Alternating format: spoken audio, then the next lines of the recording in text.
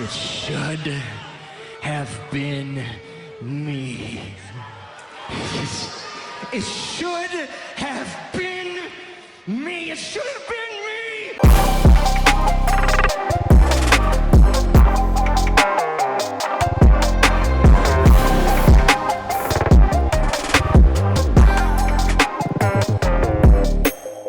So I got around to watching Windbreaker, and I just finished episode 3 and felt compelled to offer my opinion.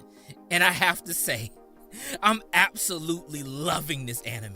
This one reaffirms my long-running love for shonens. It hits just the right spots for me. And I almost didn't watch this either because oddly enough, I assumed it was actually an adaptation of a webtoon with the same name.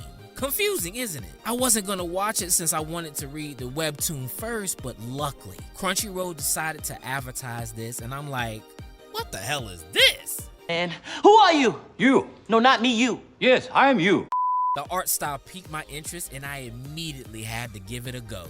And boy, was I impressed. I went into this completely blind and didn't know what to expect. And the next thing I see is MC catching fades left and right. I didn't know this was a squabble anime. The story I gathered so far is our MC Haruka transfers to a new town and enrolls into one of the roughest, toughest schools in the area, Furin High School, where he plans to take the top spot.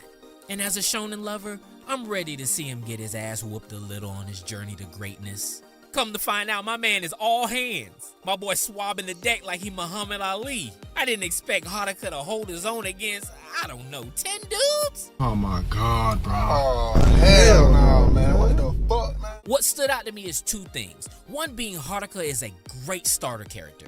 His confidence is otherworldly, and he has the skills to back it up. His design is so cool, with the split hair down the middle and the 2 different eye colors. Only in the world of anime will a character that looks like this be shunned and ridiculed. Like seriously, let's be honest. If this same design was put in a shoujo anime, he'd be the hottest guy in the school. Tell me I'm lying.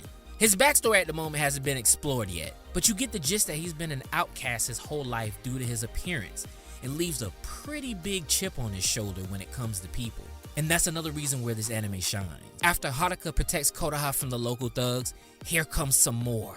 But they introduce themselves as the savior of this little town, donning themselves Bofurin, meaning windbreaker. And that's the coolest thing about this. Haruka is so used to people treating him like trash and no one bats an eye at him.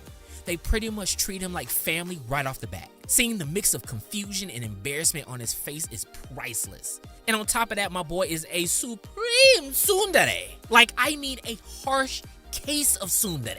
Normally, anime plays this up to 100, but honestly, Haruka is so endearing, you can't help but be swayed by it.